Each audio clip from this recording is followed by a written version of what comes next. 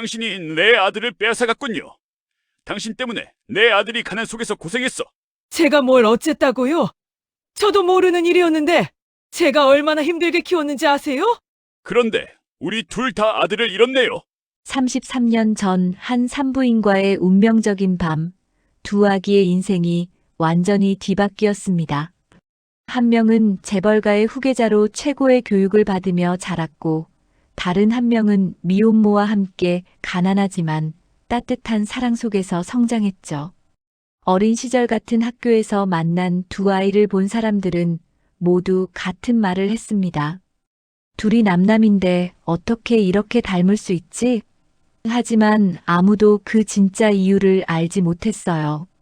세월이 흘러 성인이 된 두 사람은 동창회에서 재회했지만 운명은 그들에게 잔혹한 시련을 준비하고 있었습니다.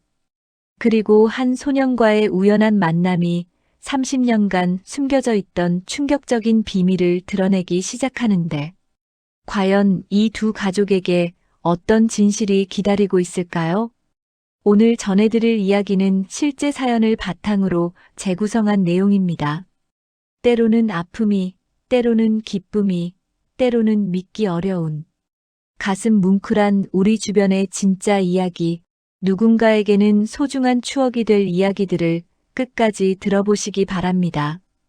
이런 이야기들이 계속 이어질 수 있도록 구독과 좋아요로 응원해주세요. 그날을 잊지 못합니다. 내 집안의 대를 이을 아들이 태어났던 순간을 말입니다. 작은 손을 움켜쥐며 나는 이 아이를 위해 뭐든지 하리라 다짐했죠. 그러나 알지 못했습니다. 그 아들이 진짜 내 핏줄이 아니었음을 말입니다. 1985년 봄 32살의 젊은 사업가였던 나는 작은 제조업체를 운영하고 있었습니다. 직원이 겨우 10명 남짓한 조그만 공장이었지만 야심만큼은 컸죠. 매일 새벽 5시에 일어나서 공장에 나가 기계들을 점검하고 직원들과 함께 구슬땀을 흘리며 일했습니다.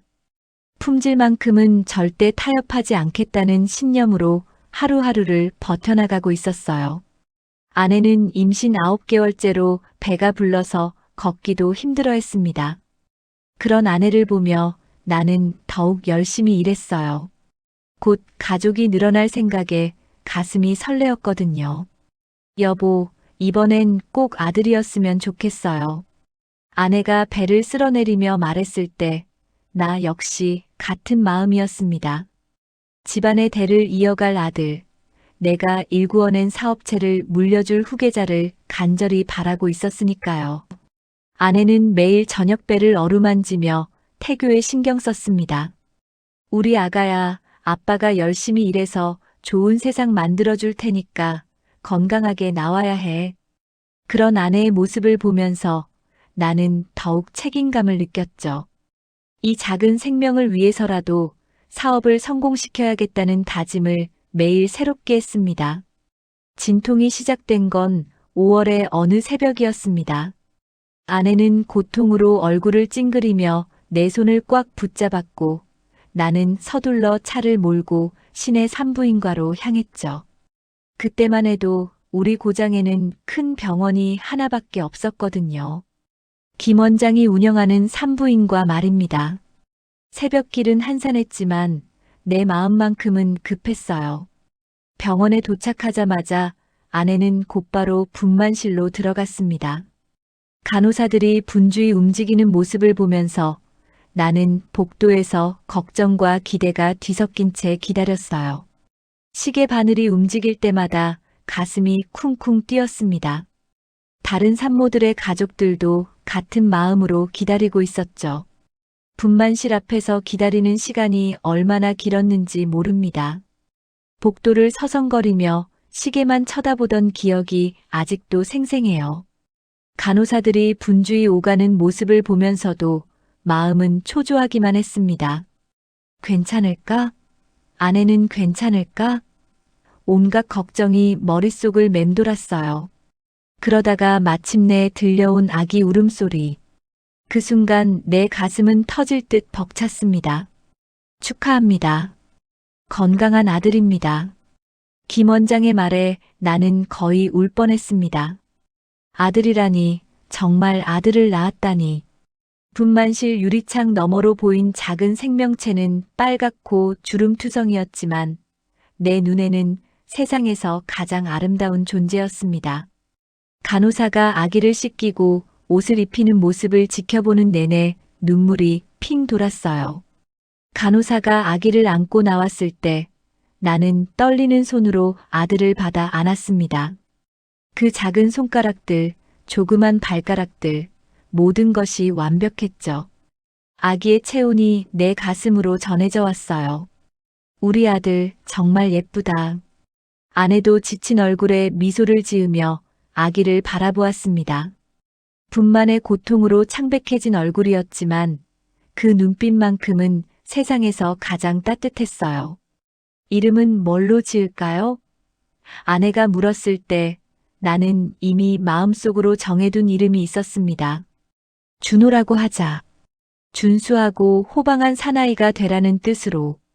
그렇게 우리 아들 준호가 세상에 발을 디뎠습니다. 출생신고를 하러 주민센터에 갔을 때의 기분을 지금도 잊을 수 없어요. 내 아들의 이름을 공식적으로 등록하는 순간이었으니까요. 집으로 돌아온 후 며칠간은 정신없이 바빴습니다. 밤중에 우는 아기 때문에 잠 못 이루는 날이 계속되었지만 그래도 행복했어요.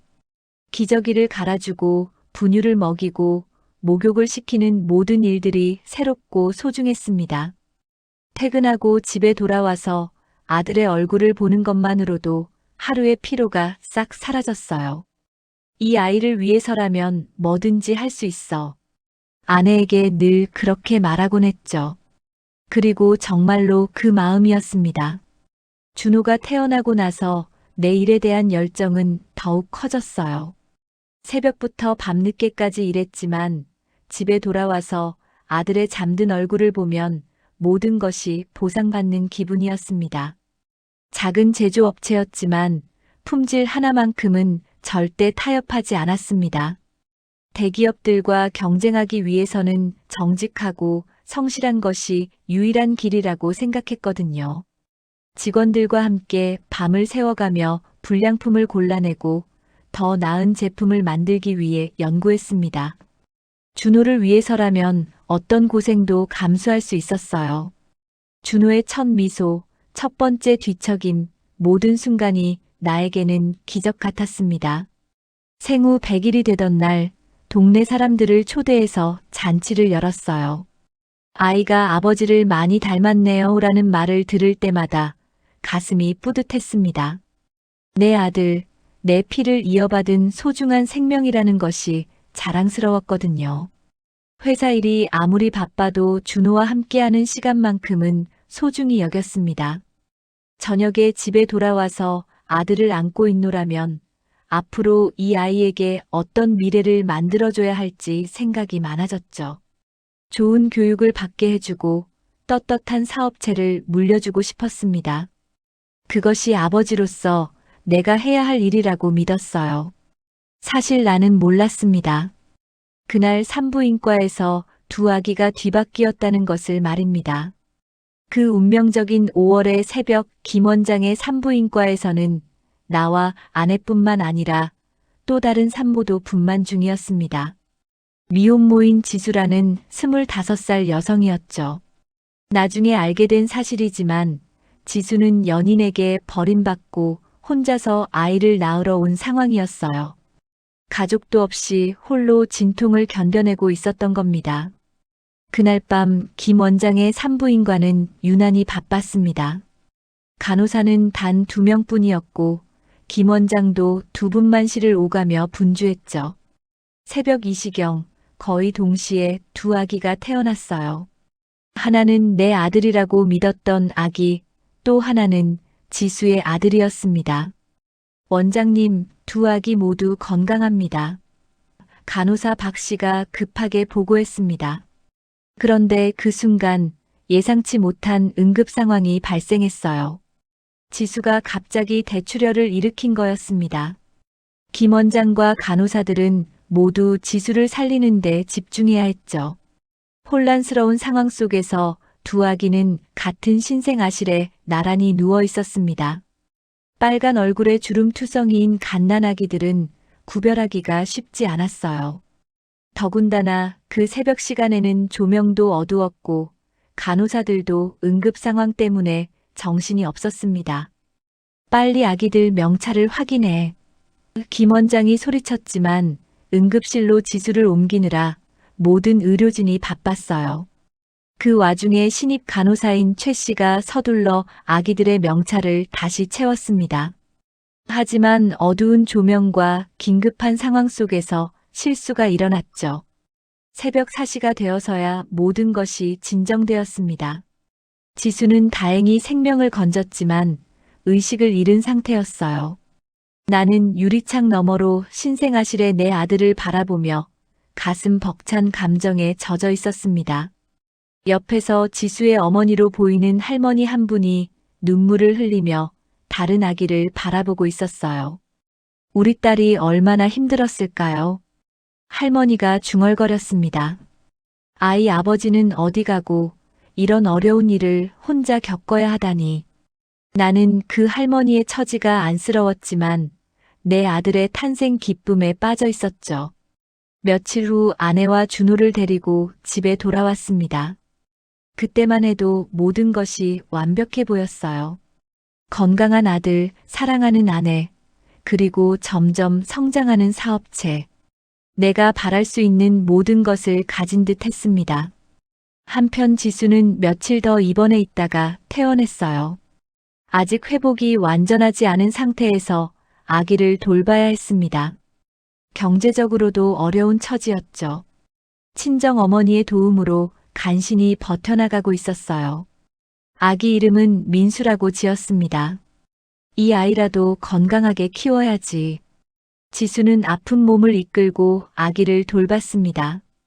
분유값도 부족한 형편이었지만 모성애 하나로 버텨나갔어요.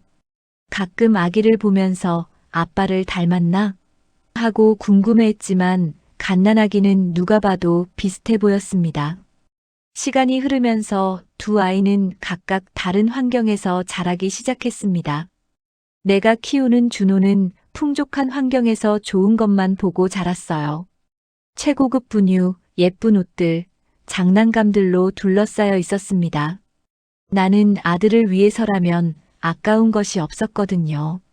반면 지수가 키우는 민수는 어려운 환경이었지만 어머니의 정성스러운 보살핌을 받으며 자랐습니다. 좋은 것은 못 사줘도 사랑만큼은 아낌없이 주었어요. 지수는 아이를 위해 밤낮으로 일했습니다. 식당에서 설거지도 하고 청소일도 마다하지 않았죠. 생후 6개월이 지나자 두 아이의 특징이 조금씩 드러나기 시작했습니다. 준호는 조용하고 얌전한 성격이었어요. 잘 울지도 않고 혼자서도 잘 놀았습니다. 성격이 내 닮았나 봐. 차분하고 좋은데. 나는 흐뭇해했죠. 민수는 활발하고 호기심이 많았습니다. 무엇이든 만져보려 하고 웃음도 많았어요.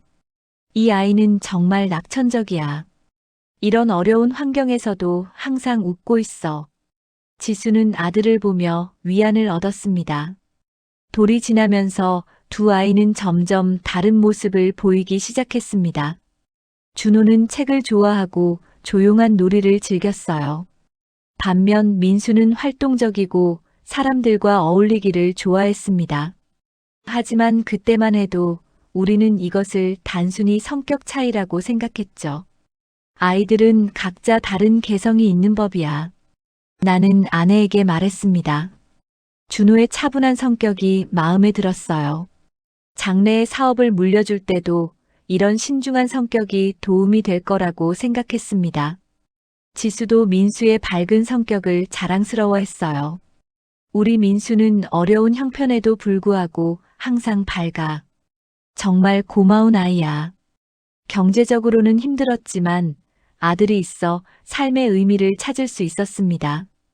그렇게 시간이 흘러 두 아이가 만 3세가 되었습니다. 이제 제법 말도 하고 걸어다니는 나이가 되었죠. 그런데 가끔씩 이상한 일들이 일어나기 시작했어요. 준호를 데리고 동네를 산책하다 보면 몇몇 사람들이 저 아이 민수 아니야? 라고 말하는 거였습니다. 아니에요, 우리 준호예요. 나는 웃으며 대답했지만 속으로는 의아했어요. 왜 사람들이 우리 아들을 다른 아이와 착각하는 걸까? 그런데 정작 민수와 준호가 같은 장소에 있으면 사람들은 어머, 둘이 정말 많이 닮았네라고 말했습니다. 그 무렵 나는 사업 확장을 위해 서울 진출을 계획하고 있었습니다. 지방에서는 한계가 있다고 판단했거든요. 더 큰 시장에서 승부해보고 싶었어요. 무엇보다 준호에게 더 좋은 교육 환경을 제공하고 싶었습니다. 1992년 3월 두 아이가 모두 초등학교에 입학했습니다. 준호는 우리 동네에서 가장 좋다는 중앙초등학교에, 민수는 같은 학교 같은 반에 배정되었죠. 운명이란 참으로 묘한 것이어서 뒤바뀐 두 아이가 다시 한 교실에서 만나게 된 겁니다. 첫날 학교에서 돌아온 준호가 신나게 말했어요. 아빠, 우리 반에 나랑 정말 닮은 친구가 있어요. 이름은 민수래요. 나는 웃으며 대답했습니다. 그래, 닮은 친구가 있구나. 좋은 친구 되어야지. 그때만 해도 단순한 우연이라고 생각했거든요. 며칠 후 학부모 모임이 있었습니다. 교실에 들어서는 순간 한쪽 구석에 앉아 있는 여성과 눈이 마주쳤어요. 바로 지수였습니다. 7년 전 산부인과에서 봤던 그 젊은 여성이 이제는 홀로 아이를 키우는 어머니가 되어 있었죠. 얼굴은 많이 야위어 있었지만 눈빛만큼은 여전히 맑았어요. 안녕하세요. 민수 어머니입니다. 지수가 조심스럽게 인사했습니다. 나도 정중하게 답례했죠. 안녕하세요. 준호 아버지입니다. 그 순간 지수의 표정이 조금 어색해졌어요. 아마도 내가 사업가로 성공한 모습을 보고 부담스러워 했나 봅니다. 민수가 준호랑 정말 잘 어울린다고 하더라고요. 지수가 말했습니다. 워낙 활발한 아이라 혹시 민폐 끼치지는 않을까 걱정돼요. 나는 고개를 저었어요. 아니에요. 준호도 민수 이야기를 자주 해요. 좋은 친구 같더라고요. 학급 담임인 김 선생님이 흥미로운 말을 했습니다. 준호와 민수는 정말 신기해요. 성격은 정반대인데 묘하게 잘 맞아떨어져요. 준호는 차분하고 신중한 반면 민수는 활발하고 적극적이거든요. 서로 부족한 부분을 채워주는 것 같아요. 실제로 두 아이는 단짝이 되어갔습니다. 준호는 내성적이어서 친구 사귀기를 어려워했는데 민수가 먼저 다가와서 친구가 되어준 거였어요. 민수는 활발하지만 때로는 성급한 면이 있었는데 준호의 신중함이 좋은 영향을 주었죠. 아빠, 민수가 우리 집에 놀러 와도 돼요?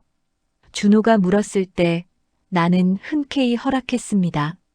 물론이지. 좋은 친구잖아. 며칠 후 민수가 우리 집에 왔는데 첫인상부터 남달랐어요. 예의 바르고 똑똑해 보였습니다. 안녕하세요, 아저씨. 민수가 밝게 인사했습니다.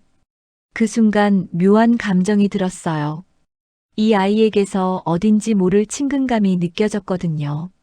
어머, 이 아이 정말 예쁘게 생겼네. 아내도 민수를 좋아했어요. 두 아이가 함께 놀이를 하는 모습을 보면서 흥미로운 점을 발견했습니다. 준호는 조심스럽게 행동하는 반면 민수는 대담하고 창의적이었어요. 준호야, 이렇게 해봐. 민수가 먼저 시범을 보이면 준호가 따라했습니다. 마치 형제처럼 자연스러웠죠. 학교에서도 두 아이는 유명했습니다. 준호와 민수는 정말 많이 닮았다는 말을 자주 들었어요. 선생님들까지도 혹시 친척 아이들이에요? 라고 물어볼 정도였습니다.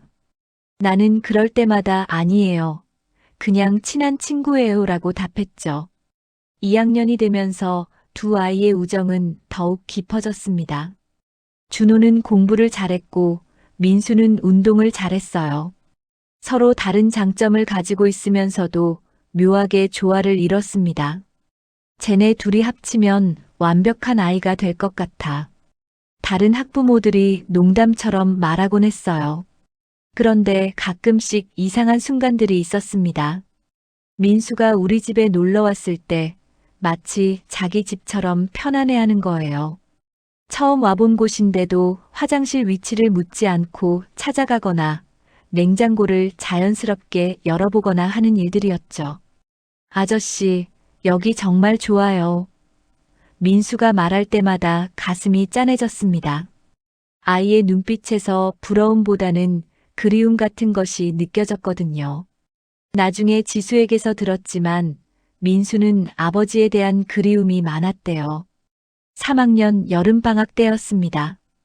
두 아이가 함께 수영장에 간 적이 있어요. 그때 수영장 직원이 이상한 말을 했습니다. 이 아이들 쌍둥이 아니에요? 정말 똑같이 생겼네요. 나는 웃으며 설명했죠. 아니에요. 그냥 친한 친구들이에요. 하지만 그 말이 계속 마음에 걸렸습니다. 정말로 두 아이가 너무 닮아 있었거든요. 얼굴형, 눈매, 심지어 웃는 모습까지 비슷했어요. 혹시나 해서 하는 생각이 들기도 했지만 곧 말도 안 되는 생각이라며 지워버렸습니다. 그해 가을 나는 드디어 서울 진출을 결정했습니다. 사업이 크게 성공하면서 더 큰 무대가 필요했어요. 준호에게도 더 좋은 교육 환경을 제공하고 싶었고요. 서울로 이사 가면 더 좋은 학교에 다닐 수 있어. 아내도 동의했습니다. 준호에게 이사 소식을 전했을 때 아이는 시무룩해졌어요. 아빠, 그럼 민수랑 헤어져야 해요? 그 말에 가슴이 아팠습니다. 이렇게 좋은 친구와 헤어져야 한다니. 괜찮아. 서울에서도 좋은 친구들 많이 만날 거야. 마지막 날 두 아이는 눈물을 글썽이며 작별 인사를 했습니다. 준호야, 서울 가서도 나 잊지 마. 민수가 말했어요. 응, 절대 아니죠. 나도 편지 쓸게. 준호도 울먹이며 대답했습니다. 그 모습을 보면서 나도 모르게 눈시울이 뜨거워졌어요. 이사하는 날 아침, 지수가 작은 선물 상자를 들고 왔습니다. 준호한테 주세요. 민수가 정성껏 만든 거예요. 상자 안에는 손수 만든 우정 팔찌가 들어있었어요. 고맙습니다. 준호가 정말 좋아할 거예요. 그렇게 우리는 서울로 떠났습니다.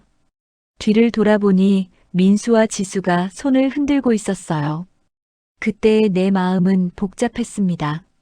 새로운 시작에 대한 기대감과 함께 왠지 모를 아쉬움이 있었거든요.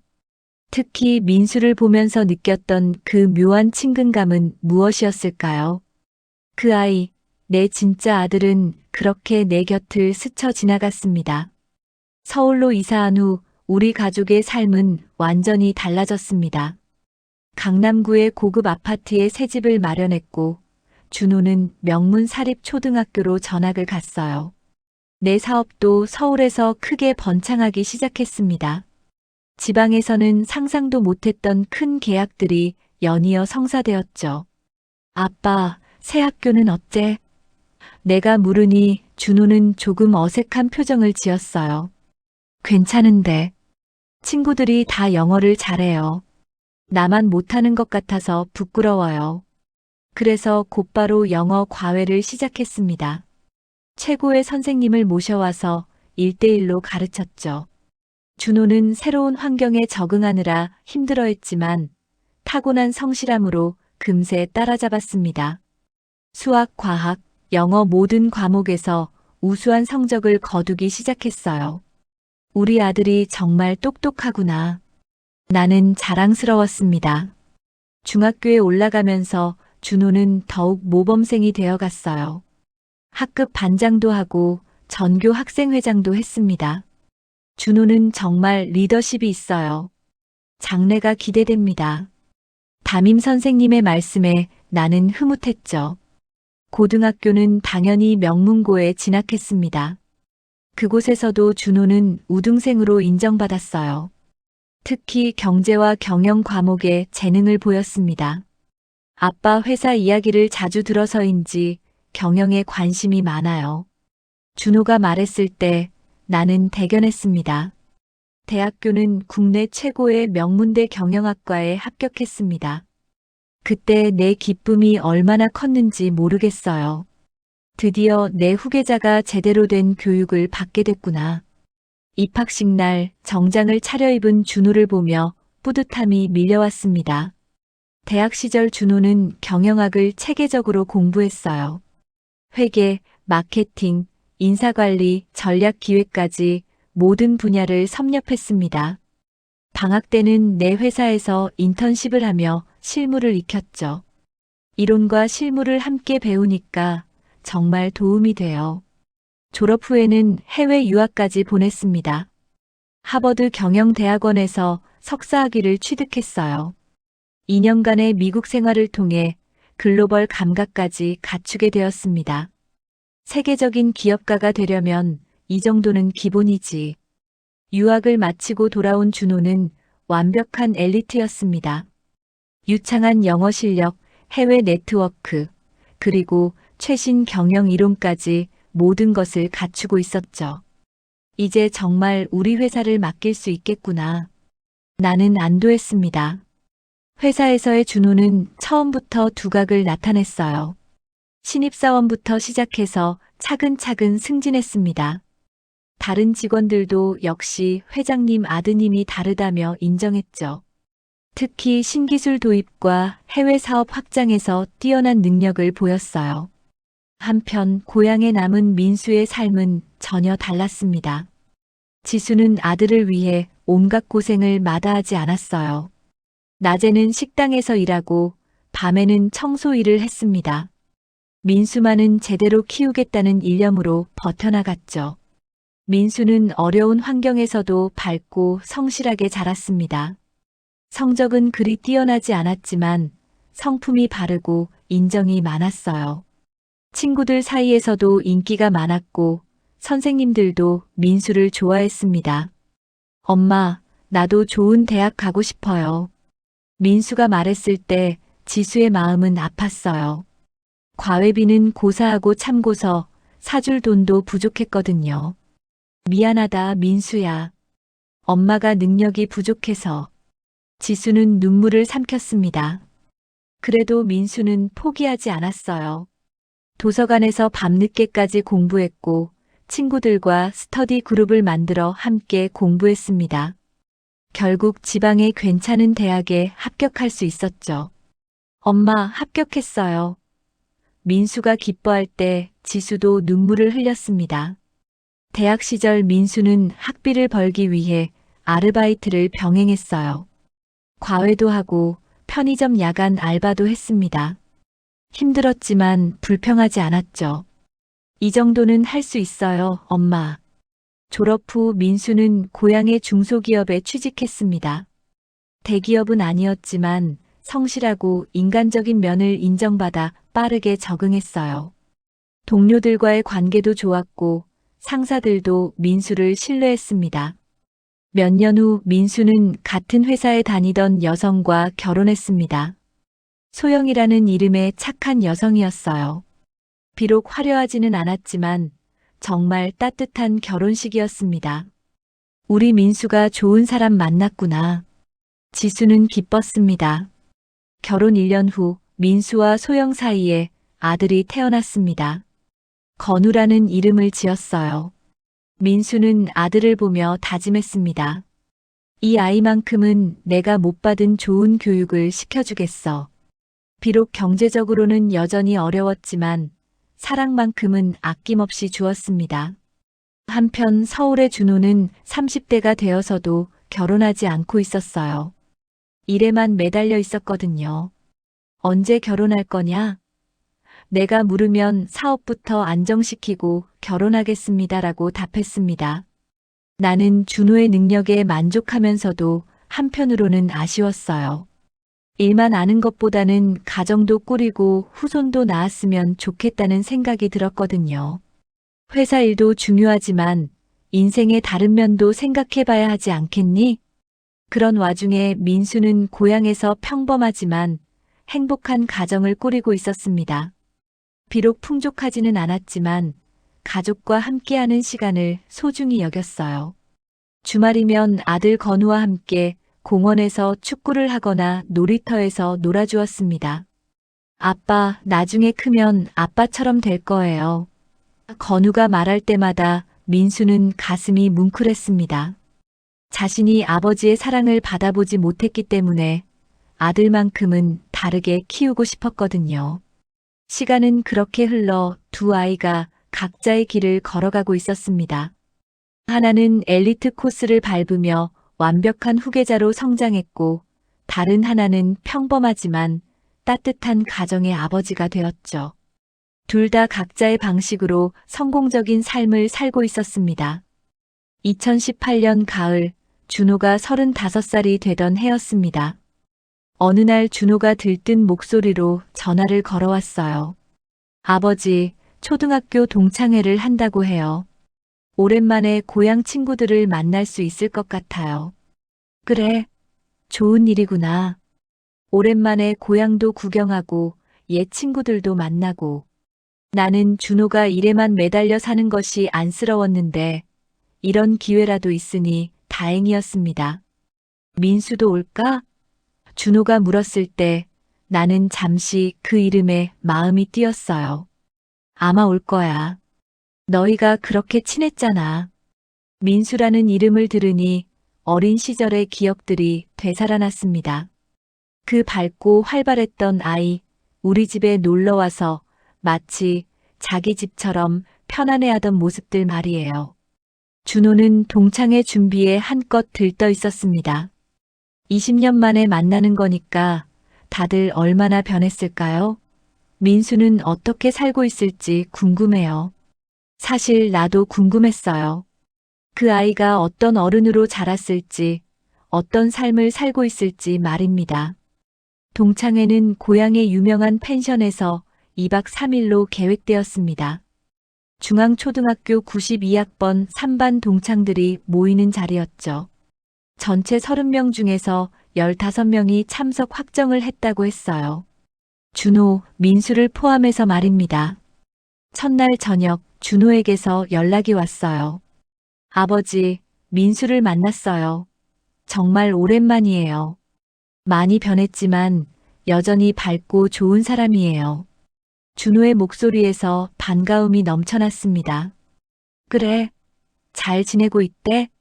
네, 결혼도 했고 아들도 있다고 해요.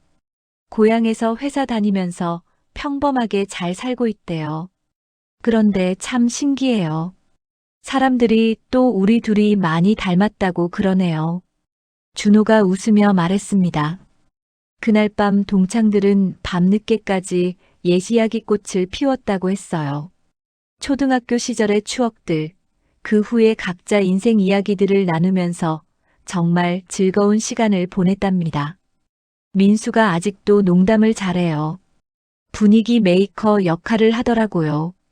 둘째 날에는 근처 관광지를 함께 둘러보기로 했습니다. 5명이 한 조가 되어 움직였는데 준호와 민수도 같은 조였어요. 20년 전 단짝이었으니까 당연히 같은 조지. 다른 동창이 그렇게 말했답니다. 그날 아침 일찍 준비를 마친 5명은 렌터카를 빌려서 출발했습니다. 운전은 동창 중에서 가장 운전 실력이 좋다는 성민이가 맡았어요. 준호, 민수, 그리고 진호, 상우까지 총 5명이 함께였습니다. 첫 번째 목적지는 유명한 폭포였습니다. 가을 단풍이 한창인 시기라 정말 아름다웠다고 해요. 사진 많이 찍자. 민수가 먼저 나서서 분위기를 띄웠답니다. 다들 어린 시절로 돌아간 듯 즐거워했어요. 야, 너희 둘 정말 형제 같다. 상우가 준호와 민수를 보며 말했습니다. 어릴 때도 그랬는데 지금 봐도 진짜 닮았어. 혹시 먼 친척 아냐? 그 말에 모두들 웃었지만 왠지 모르게 그 웃음 속에는 묘한 느낌이 있었어요. 점심을 먹은 후 두 번째 목적지로 이동하는 길이었습니다. 산길을 달리고 있었는데 날씨가 갑자기 흐려지기 시작했어요. 비 올 것 같은데? 진호가 걱정스럽게 말했습니다.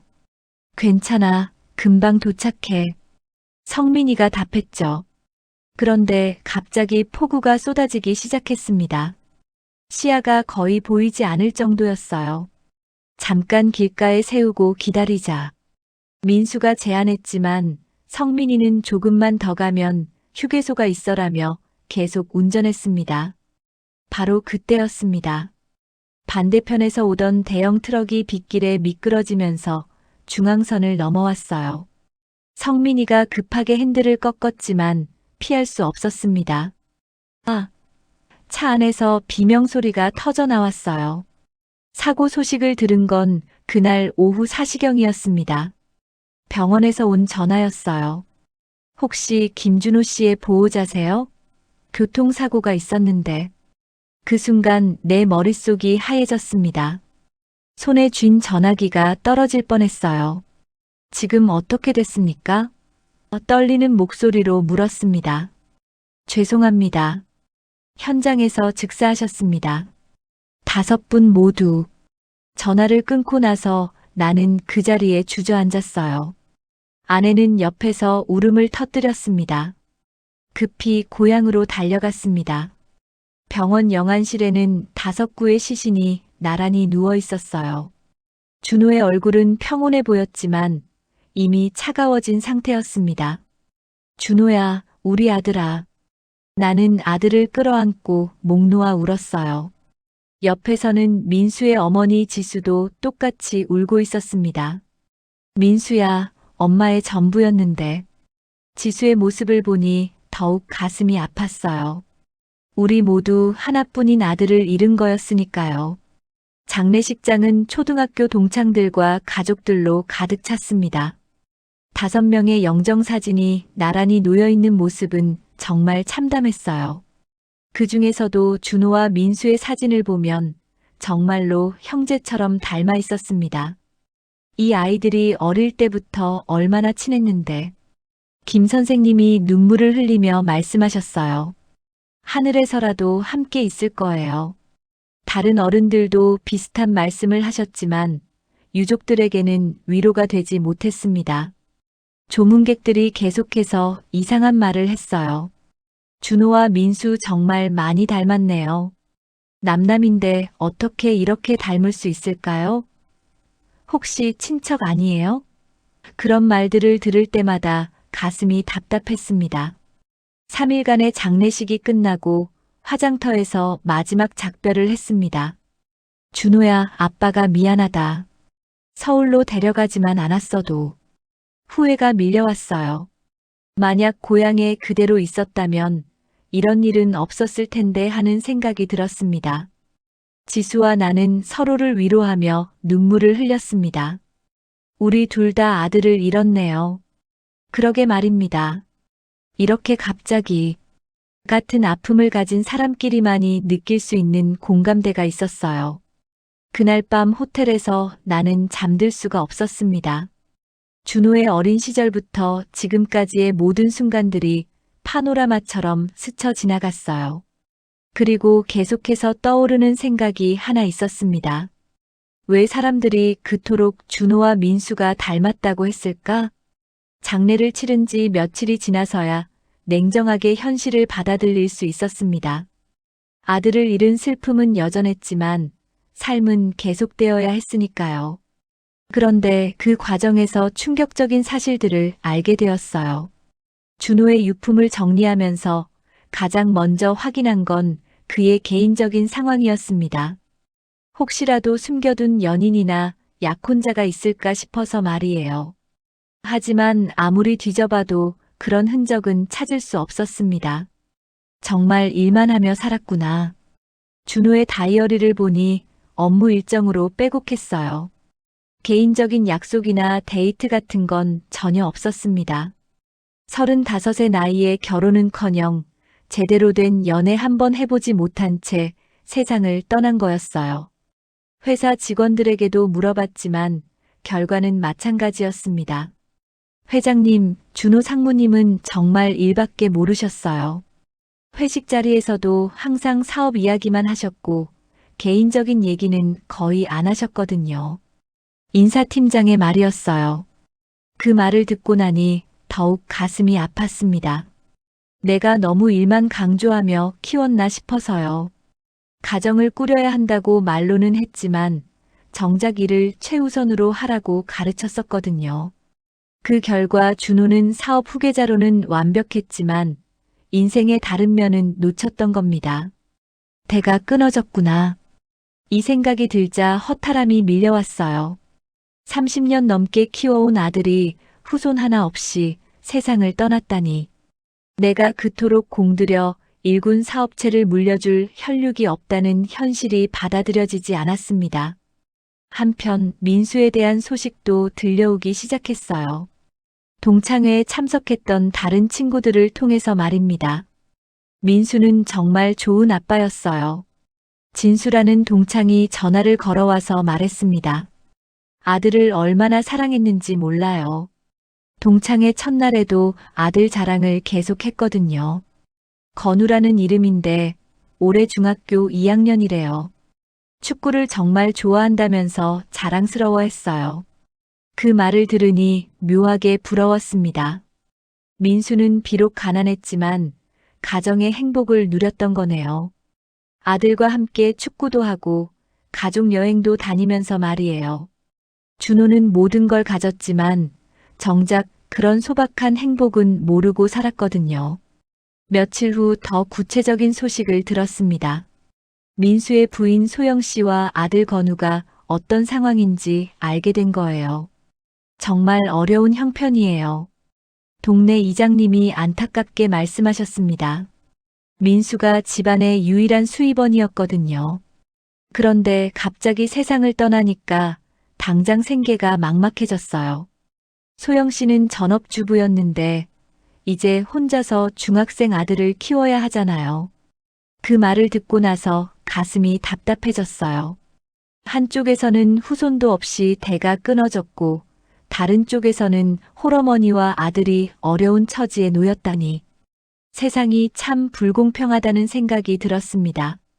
소영 씨가 일자리를 구하려고 하는데 쉽지 않대요. 중학생 아들 뒷바라지하면서 할 수 있는 일이 많지 않거든요. 이장님의 말에 마음이 무거워졌습니다. 그러던 어느 날 우연히 민수 가족에 대해 더 자세한 이야기를 들을 기회가 있었어요. 장례식 때 만났던 민수의 직장 동료가 전화를 걸어온 거였습니다. 회장님, 저는 민수와 함께 일했던 김 과장이라고 합니다. 민수 얘기를 좀 드리고 싶어서 연락드렸어요. 그는 민수가 얼마나 성실하고 좋은 사람이었는지 열심히 설명했습니다. 민수는 정말 가족을 사랑하는 사람이었어요. 월급 받으면 제일 먼저 아들 학용품부터 사주곤 했거든요. 자기는 낡은 옷을 입어도 아들만큼은 단정하게 입히려고 노력했어요. 그 말을 들으니 가슴이 뭉클해졌습니다. 나와는 정반대의 삶이었지만 아버지로서의 마음만큼은 똑같았던 거네요. 아들을 향한 사랑 말입니다. 그런데 지금 건우가 정말 힘들어해요. 김 과장이 걱정스럽게 말했습니다. 아버지를 갑자기 잃으니까 충격이 컸나 봐요. 학교도 제대로 안 가고 집에서도 말을 안 한대요. 중학교 2학년 나이의 아이가 아버지를 잃는다는 것이 얼마나 큰 충격인지 충분히 이해할 수 있었어요. 더군다나 갑작스러운 사고였으니 더욱 받아들이기 힘들었을 겁니다. 소영 씨도 걱정이 태산이래요. 남편 잃은 슬픔도 크지만 아들이 이런 상태니까 더 힘드시죠. 그런데 경제적으로도 어려우니까. 김 과장의 말이 끝나기 전에 나는 어떤 결심이 서기 시작했어요. 그날 밤 나는 잠들 수 없었습니다. 계속해서 머릿속을 맴도는 생각이 있었거든요. 준호는 모든 것을 가졌지만 대를 이을 후손이 없고 민수는 아들을 두고 갔지만 그 아들이 어려운 처지에 놓여 있다는 것이었어요. 이상하게도 운명이 엇갈렸구나. 이런 생각이 들면서 동시에 묘한 책임감 같은 것도 느껴졌습니다. 민수가 준호의 가장 친한 친구였잖아요. 어린 시절부터 우리 집을 드나들며 마치 가족처럼 지낸 아이 말입니다. 다음 날 아침 결심이 섰습니다. 민수의 가족을 도와야겠다고 말이에요. 물론 돈으로 해결될 문제는 아니지만 적어도 경제적인 어려움은 덜어줄 수 있을 거라고 생각했습니다. 여보, 민수네 가족 좀 도와주면 어떨까? 아내에게 조심스럽게 말했어요. 우리 준호가 그렇게 아끼던 친구잖아. 그리고 갑자기 가장을 잃어서 얼마나 힘들겠어. 아내도 같은 생각이었나 봅니다. 그래요. 우리도 아들을 잃어서 아픈데 저 집은 생계까지 걱정해야 하니 얼마나 힘들겠어요. 도울 수 있는 건 도와줍시다. 그렇게 해서 민수의 가족을 돕기 시작했어요. 먼저 소영 씨가 당장 생활할 수 있도록 생활비를 지원했습니다. 그리고 건우의 학비와 용돈도 지원하기로 했죠. 정말 감사합니다. 소영 씨가 눈물을 흘리며 인사했을 때 나도 마음이 아팠어요. 이 여성이 얼마나 막막했을지 충분히 느껴졌거든요. 괜찮습니다. 민수와 우리 준호가 그렇게 친했으니까요. 하지만 도움을 주면서도 한편으로는 공허함이 계속 남아 있었어요. 아무리 남을 도와도 내 아들이 돌아오는 건 아니니까요. 그리고 무엇보다 대가 끊어졌다는 현실은 변하지 않았습니다. 내가 키운 아들은 대가 끊어졌고 저 불쌍한 가정에는 홀어머니와 아들이 남겨졌구나. 이런 생각이 들 때마다 운명의 장난 같은 것을 느꼈어요. 왜 이렇게 엇갈릴 수밖에 없었을까요? 민수네 가족을 도운 지 한 달쯤 지났을 때였습니다. 그날따라 마음이 허전해서 준호의 무덤을 찾기로 했어요. 고향의 공동묘지에 자리 잡은 준호의 묘는 아직 새 것처럼 깔끔했습니다. 무덤 앞에 앉아서 준호와 대화를 나누는 것이 요즘 제 일과가 되었어요. 준호야, 아빠는 잘 지내고 있다. 회사 일도 열심히 하고 있고 바람에 흔들리는 국화꽃을 바라보며 말했습니다. 그런데 너 없으니까 정말 허전하다. 누구한테 회사를 물려줘야 할지 고민이야. 항상 하는 이야기였지만 말할 곳이 여기밖에 없었어요.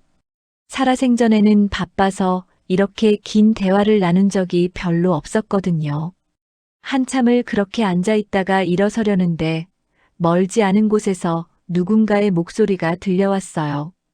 어린아이의 목소리였습니다. 아빠, 오늘도 왔어요. 학교에서 있었던 일 이야기해 드릴게요. 호기심이 생겨서 그쪽을 바라봤는데 한 소년이 무덤 앞에 혼자 앉아 있었어요. 중학생쯤 되어 보이는 아이가 무덤을 향해 열심히 이야기하고 있었습니다. 오늘 축구 시간에 골을 넣었어요. 정말 멋있었다니까요. 그 모습이 왠지 마음을 아프게 했어요. 나와 똑같이 아버지를 잃은 아이가 무덤 앞에서 혼자 이야기하고 있다니. 아이의 뒷모습을 보니 어딘지 익숙한 느낌이 들었습니다. 아빠는 저 꼴 보셨어요? 정말 멋있었을 거예요. 아이가 계속 이야기하는 걸 들으니 가슴이 뭉클해졌어요. 아버지에 대한 그리움이 그 목소리에 가득 담겨 있었거든요. 아이가 일어서서 돌아서는 순간 나는 깜짝 놀랐습니다. 그 얼굴, 그 눈매, 그 미소가 너무도 익숙했거든요. 순간 머릿속이 복잡해졌어요. 젊은 날의 내 모습과 너무도 닮아 있었습니다. 안녕하세요. 아이가 나를 보고 정중하게 인사했습니다. 가까이 다가오니 더욱 확실해졌어요. 이 아이의 얼굴에서 뭔가 매우 친숙한 느낌을 받았습니다. 마치 거울을 보는 것 같은 느낌이었어요. 안녕하세요. 너, 혹시 이름이 뭐니? 나도 모르게 물어봤습니다. 저는 이건우예요. 저기 아빠 무덤에 인사드리러 왔어요. 아이가 뒤를 가리키며 대답했습니다. 건우, 그 순간 머릿속에 번개가 친 것 같았어요. 민수의 아들 건우, 바로 이 아이였던 거였습니다. 그런데 왜 이렇게 낯익은 느낌이 드는 걸까요? 이 아이를 보고 있으니 어린 시절 거울 속에 내 모습을 보는 것 같았어요. 아저씨도 여기 가족분이 계세요? 건우가 순진한 얼굴로 물었습니다. 응, 아저씨 아들이 여기 있어. 나는 준호의 무덤을 가리켰어요.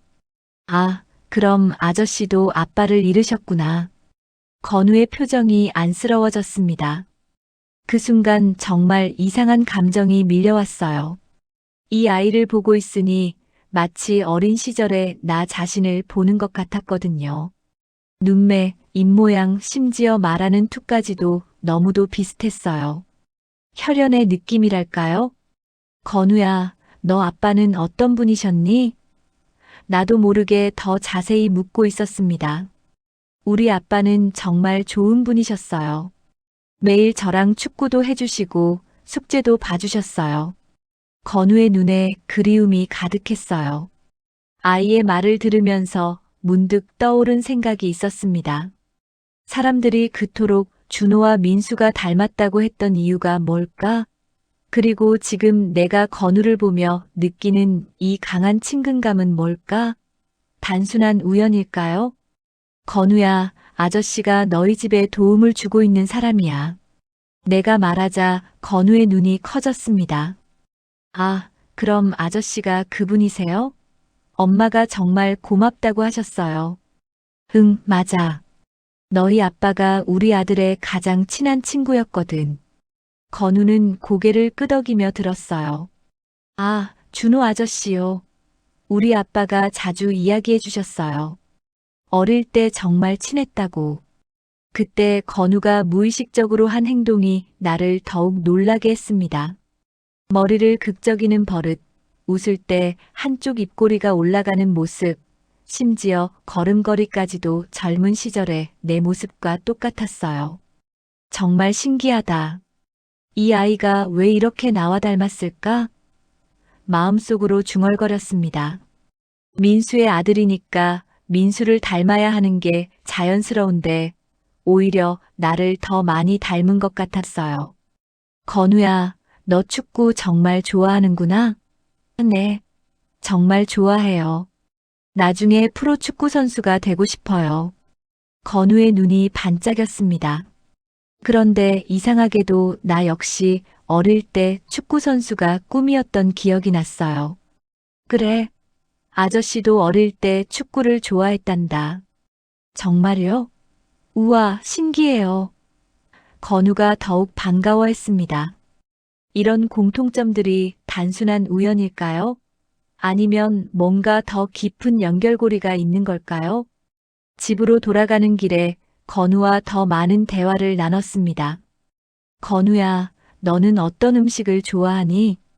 저는 불고기랑 된장찌개를 제일 좋아해요. 놀랍게도 그것들은 내가 가장 좋아하는 음식들이었어요. 혹시 왼손잡이니? 아니요, 오른손잡이예요. 그런데 축구할 때는 왼발을 더 잘 써요.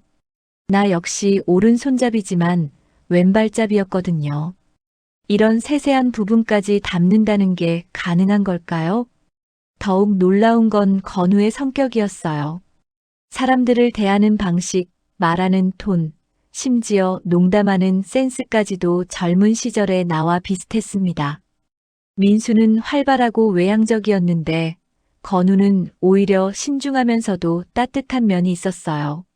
집에 도착해서 건우를 소영 씨에게 맡기면서도 마음은 복잡했어요. 소영 씨, 건우가 정말 좋은 아이네요. 성격도 좋고 예의도 바르고. 감사합니다. 아버지를 닮아서 그런가 봐요. 그런데 내 눈에는 건우가 민수보다는 나를 더 닮은 것 같았어요. 물론 확신할 수는 없지만 이런 느낌을 무시하기에는 너무 강렬했습니다. 혹시 이 모든 게 단순한 우연이 아닐까 하는 생각이 들기 시작했어요. 그날 밤 잠자리에 누워서도 건우의 모습이 계속 떠올랐습니다. 그 맑은 눈동자, 밝은 미소, 그리고 나를 닮은 여러 특징들. 설마 이런 일이 있을까? 하는 생각과 함께 한 가지 가능성이 머릿속을 스쳤어요. 만약 30년 전 그날 밤 병원에서 정말로 뭔가 실수가 있었다면, 만약 준호와 민수가 정말로 뒤바뀐 거라면, 그렇다면 지금 내가 느끼는 이 친근감, 건우에 대한 이 특별한 감정들이 설명될 수 있을 거예요. 하지만 아직은 추측일 뿐이었습니다. 확실한 증거가 필요했어요. 내일 당장 김 원장을 찾아가서 그날 밤에 무슨 일이 있었는지 알아봐야겠다고 생각했습니다. 다음 날 아침 일찍 김 원장을 찾아갔습니다. 이미 80대가 된 김 원장은 은퇴한 지 오래되었지만 아직도 기억력만큼은 또렷했어요. 회장님, 무슨 일로 이렇게 일찍 오셨습니까? 원장님, 1985년 5월 그날 밤 일에 대해 여쭤보고 싶습니다. 내 말에 김 원장의 표정이 순간 굳어졌어요. 그날 밤 말씀이십니까? 정말 오래된 일인데 뭔가 숨기고 싶어하는 기색이 역력했습니다. 혹시 그날 밤 뭔가 특별한 일이 있었나요? 아기들이 뒤바뀌거나 하는 실수 말입니다.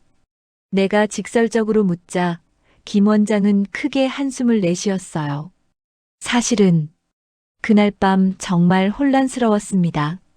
김 원장이 털어놓기 시작했습니다. 그날 밤 두 분이 거의 동시에 분만하셨는데 지수 씨가 갑자기 대출혈을 일으켰어요. 모든 의료진이 그쪽으로 집중하느라 정신이 없었죠. 그래서 뭔가 실수가 있었다는 말씀인가요? 간호사 최 씨가 서둘러 명찰을 채우는 과정에서 혼동이 있었을 가능성을 배제할 수 없습니다. 김 원장의 목소리가 떨렸어요. 그럼 정말로 두 아기가 뒤바뀌었다는 말씀입니까?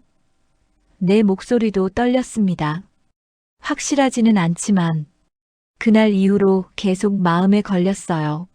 하지만 확신할 수 없어서 말씀드리지 못했습니다. 그 순간 모든 것이 명확해졌어요. 내가 33년간 아들이라고 믿고 키운 준호는 사실 지수의 친아들이었고, 지수가 가난 속에서 키운 민수가 내 진짜 아들이었던 거죠. 그럼 지금 확인할 방법이 있을까요? 병원 기록을 찾아보겠지만 너무 오래된 일이라. 다만 간호사 최 씨가 아직 살아계세요. 그분이 양심의 가책을 느끼고 계실 거예요.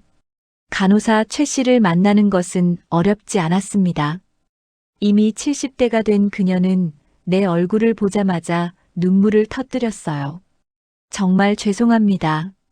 그날 밤 일을 평생 후회하며 살았어요. 정확히 어떤 일이 있었는지 말씀해 주세요. 두 아기가 거의 동시에 태어났는데 응급 상황이 발생해서 정신이 없었어요. 어둡고 급한 상황에서 명찰을 잘못 채운 것 같아요. 그럼 우리 준호가 죄송합니다. 회장님이 키우신 아드님이 사실은 지수 씨의 친아들이고 지수 씨가 키운 민수가 회장님의 친아들일 가능성이 높습니다. 그 순간 온 세상이 무너지는 것 같았어요. 33년 동안 내가 믿어왔던 모든 것이 거짓이었다니. 내가 키운 아들은 남의 자식이었고 내 진짜 아들은 가난 속에서 자랐던 거였어요. 처음에는 분노가 치밀어 올랐습니다. 지수를 찾아가서 거칠게 말했어요. 당신이 내 아들을 빼앗아 갔군요. 당신 때문에 내 아들이 가난 속에서 고생했어. 지수 역시 충격을 받은 상태였지만 맞받아쳤습니다. 제가 뭘 어쨌다고요? 저도 모르는 일이었는데 제가 얼마나 힘들게 키웠는지 아세요? 두 사람 모두 감정이 격해져서 소리를 지르기 시작했어요. 하지만 서로 소리를 지르다가 우리 둘 다 주저앉아 울기 시작했습니다. 우리 둘 다 아들을 잃었네요. 제가 먼저 말했어요. 지수도 눈물을 닦으며 고개를 끄덕였습니다. 네. 둘 다 아들 잃은 부모예요. 그제서야 두 사람은 서로의 아픔을 이해하게 되었어요. 미안합니다. 당신도 아무것도 모른 채 내 아들을 정성껏 키워주셨는데, 당신이 아니었다면 내 핏줄은 세상에 남지도 못했을 겁니다. 지수도 눈물을 흘리며 말했어요. 저도 죄송해요. 회장님 아들을 제대로 보살펴드리지 못해서. 준호가 더 좋은 환경에서 자란 건 다행이었어요. 우리는 서로를 원망할 게 아니라 위로해야 한다는 걸 깨달았습니다.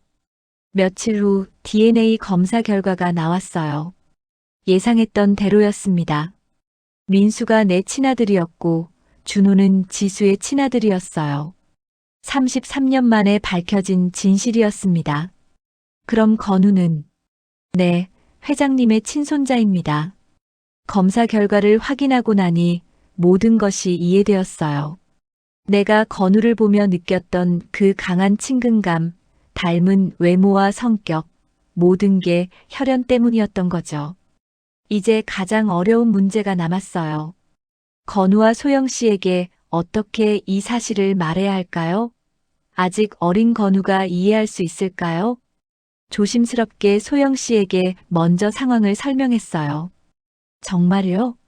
그럼 건우가 회장님의 친손자라는 말씀이세요? 소영 씨도 충격을 받았지만 동시에 안도의 표정을 지었어요. 사실 걱정이 많았어요. 혼자 건우를 키우기가 쉽지 않아서요. 그런데 이렇게 가족이 생기다니. 소영 씨의 눈에 눈물이 맺혔습니다. 건우에게 말하는 것은 더 조심스러웠어요. 건우야, 아저씨가 중요한 얘기가 있어. 네, 할아버지. 건우가 자연스럽게 할아버지라고 부르는 게 신기했어요. 사실 건우와 아저씨는 정말 가족이야. 건우 아빠가 아저씨의 친아들이었어. 복잡한 상황을 아이가 이해하기 쉽게 설명했어요. 건우는 잠시 생각하더니 밝게 웃었습니다. 그럼 정말 할아버지가 되시는 거예요? 우와. 아이는 예상보다 쉽게 받아들였어요. 할아버지, 그럼 이제 함께 살 수 있어요?